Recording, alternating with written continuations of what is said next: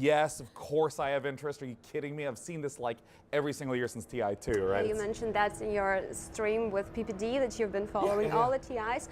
But did you still, was it for you more as a show, or you still paid attention to a game itself as well? And you've been following the professional scene for these years?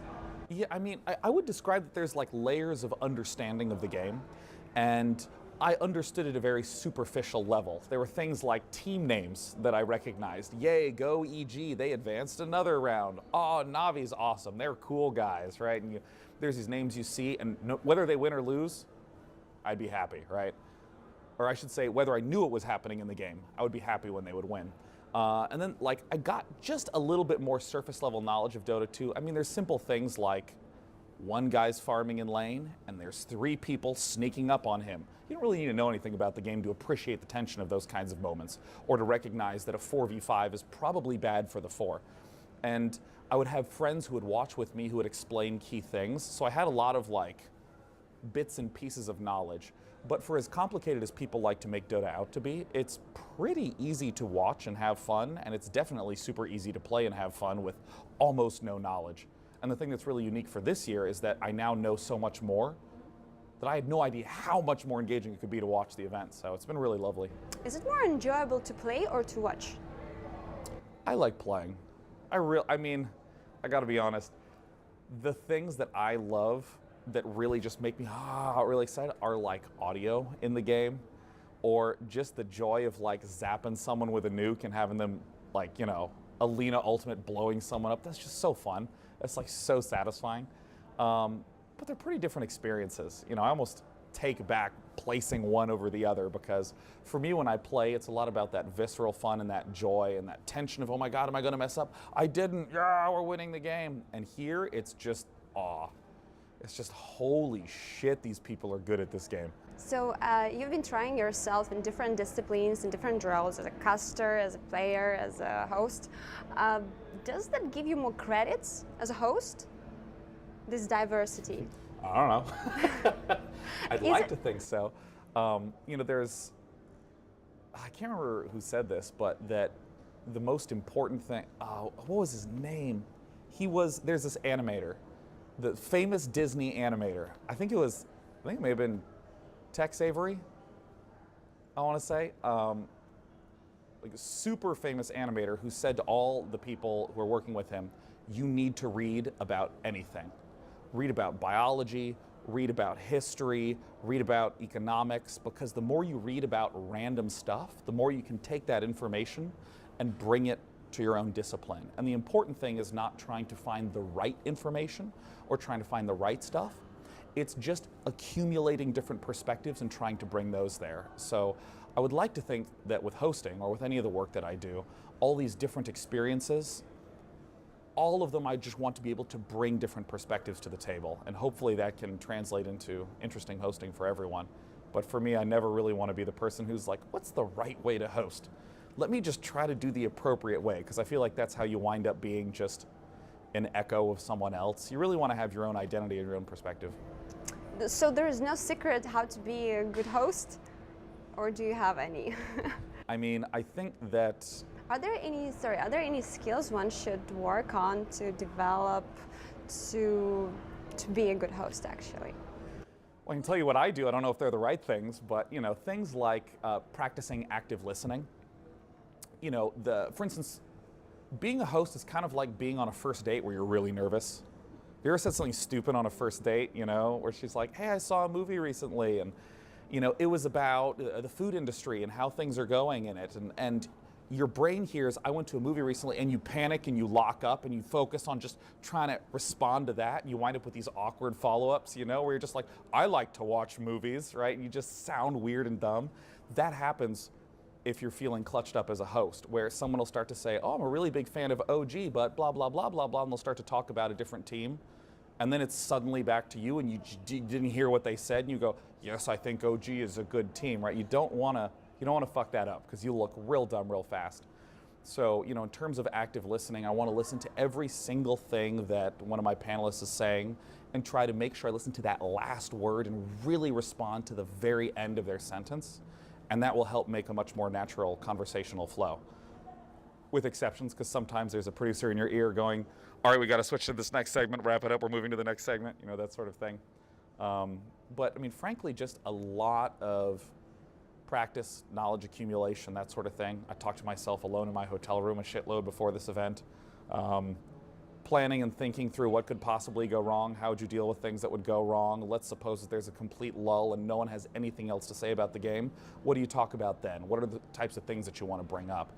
All these are things that are kind of tedious and boring to prepare for, but if you prepare for them, you're going to be a better host. So, I don't know, there's some thoughts. Is it all about the experience or about education as well? Because as far as I know, you got a degree of in this field, media field, in University of South Carolina, I believe. University of Southern California, USC. California, Yeah. sorry. Yeah, it's the same thing, you know. Did it give you some boost, or it was just kind of additional stuff? I think of it kind of like, you know, the previous comment of just trying to accumulate information from different fields and seeing if they do or don't apply. Like, I got my undergraduate degree in math, and for me that's been very influential in how I think and how I speak, you know, like the idea of breaking down things into smaller and smaller chunks and looking at these small pieces and then considering if they were swapped out. This is something that's really natural if you're doing mathematical research or trying to work on a hard problem, and that I've always brought that to all of my gaming as a player. And as a host, a lot of my questions are informed by that same perspective, where I'll talk about these types of rearrangements. Well, how would a team build up their understanding? How would they remove different segments based on who they're playing and adjust in that regard? So yeah, I really just think that having more wide and diverse experiences and bringing them to hosting is important. But especially, was it kind of challenging for you to host Dota event? Because Dota community is quite, I don't know, specific and kind of demanding, I would say. So how did you manage to find the balance between being interacting, entertaining, and to keep this, you know, serious professional level? For me, I think that it's a huge mistake to think from the perspective of the community in terms of that sort of, I almost want to say guidance. You don't want to go to this community and say, how do I live up to this sort of thing? You obviously want to do a good job. I mean, Dota 2 is this historic game. You want to show it the proper respect and the proper deference. But in terms of being a host, how would that change me? None, really. So you're just trying to be yourself, right? Yeah, I mean, I don't want to say I'm me, I don't need to do anything, I'm just going to go into this, but it's, I'm going to this event, how do I want to show respect to this game? How do I want to try to do a good job? And how do I listen to what my panelists are saying and listen to the feedback that they're giving me and listen to the feedback that the directors and that Valve is giving me and incorporate that in order to do a good job? But at no point do you ever want someone else to be the guide, because then you're no longer actually hosting. You're trying to just fill in check boxes, and I feel like people see that really, really quickly. You just come across as unnatural. Do you still pay attention to community feedback as well? Because from what I've seen at Reddit, there were like two types of opinions, two types of feedback. Like, Day 9 is the best thing that ever happened to Dota. Day 9 is the worst thing that ever happened to Dota. Well, I got confused. Which opinion do you stick for? I don't read any of it. That's No. it. I don't read it. Biggest mistake you can make as a host or as a caster is to go read comments. You just literally should not ever read that sort of thing. Here's how I would describe it. So there are absolutely things that I'm not doing well up on stage that I want to improve on, that I want to better myself as the event is going on. And I know that, and I can feel those as they're happening. And I think that, you know, from some community members' perspective, I can imagine seeing me host and going, oh, why is he messing up that? Why is he doing it that way? Oh, that's so bad. He should know better. But what I would say is to each of those people, well, when you sit down to play a game of Dota, you know you're doing stuff wrong. You know you're missing last hits. You know that you were out of position and died. It's just a matter of working on and improving it. And if you went to any of those people and said, hey man, why don't you go to Reddit and get all of the community to tell you how to play Dota? I mean, this is like a running joke. Doesn't work. It doesn't work. Like, the communities constantly joke about the 10K MMR Twitch chat, giving feedback and comments, right? And I want to stress, it's not that everything that the community says is wrong. Absolutely not. The criticisms, the critiques are often very on point and very fair. It's just that as an individual trying to improve, it's not a useful avenue. If you're a Dota player and you're trying to improve, sometimes you just need to play more games and grind in order to slowly improve, and having some feedback from, you know, a coach or from an expert. You know, I'm talking to all the panelists up there, I'm talking to all the other hosts, give great feedback, that's really useful. That's the sort of avenue you want to go for. But if you go to a community site, there's a volume of millions of people, it's just impossible to sift through. I mean, you know, someone gives a critique, it's not that they're wrong, it's that you have no idea what they even saw. What if they only watched the broadcast for 5 minutes and tuned it out? Which 5 minutes? You know, there's too much information that you don't have with those types of things. So, are we going to see you at other Dota events as well? Well, in terms of expectation, again, I don't want to say, yes, I'm going to the events, because, you know, it's up to the organizations if there's interest in that sort of thing. I think it's bad to have expectations or even pressure organizations in that regard. But I'm absolutely going to continue to do my own shows on Dota. I'm planning on still doing Wednesday shows with Purge. Maybe do you have any new ideas to implement as well? You know, with Purge, with the Day 9 Learns Dota thing, a lot of it was like concepts layered on top of each other. Like, here's what laning is about. Here's what item mechanics are about. Here's how to push down towers. And each episode was focused on these. I will let you go. I'm pretty sure that's rehearsal, because if that's live, then I'm fucked right now. That will be my fault, actually. Oh my God, I'm not hosting right now. Yeah, I mean, all these concepts, even though Kevin's able to break them out one at a time, when you're playing a game, all of them are sort of happening all at once. And so now that Kevin has gotten through a lot of the material, one of the big goals that we have going forward is to do more focused types of things. Like, I'm going to try to play some hard carries for a few weeks, and then he will talk to me about all the aspects that he's introduced to me in terms of Dota in relation to that. So much more like focused vertical slices of learning. Okay, I got this, but I'm still looking forward to see you at hosting other Dota events as well. Well, thank you for bringing something new to the community, to the TI. It was nice to talk to you. Do you want to give any shout outs before I let you go? Oh my gosh, I should have a better answer for shout outs, but hello. Hello, hope you're having a good day. Play some video games. Yeah. Yeah, and okay, thank you for watching. Subscribe our channel. Please follow Day 9 on Twitter, social media, right? You could if you want to. It'd Okay. be fine. I'd be fine if you didn't. You know. Okay, thanks again, and traditionally stay tuned for more videos to come. Bye.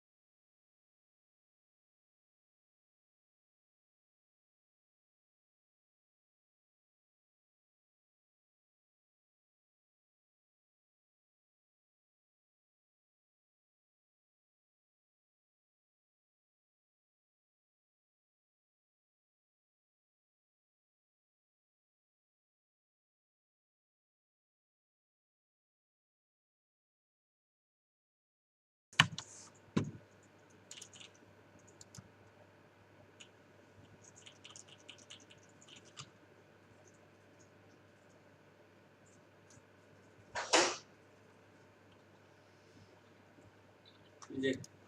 Contract. No subtitle. Oh, fine. It's an old one.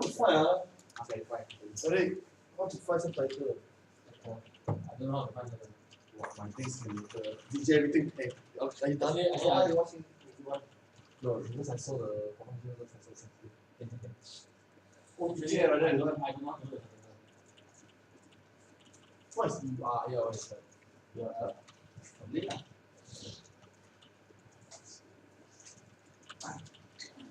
Actually, I feel I watched before. You know, I know this guy is gonna go early. Then he lost his face, right?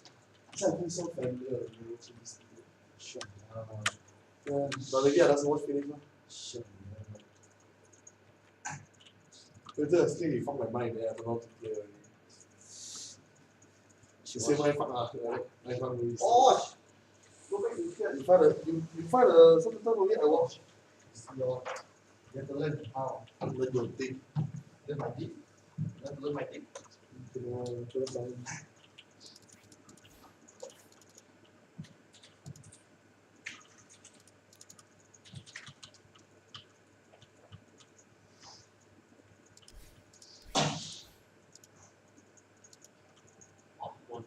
I saw the.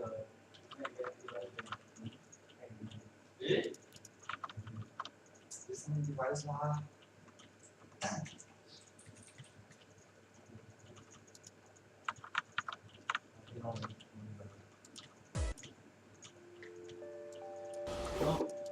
You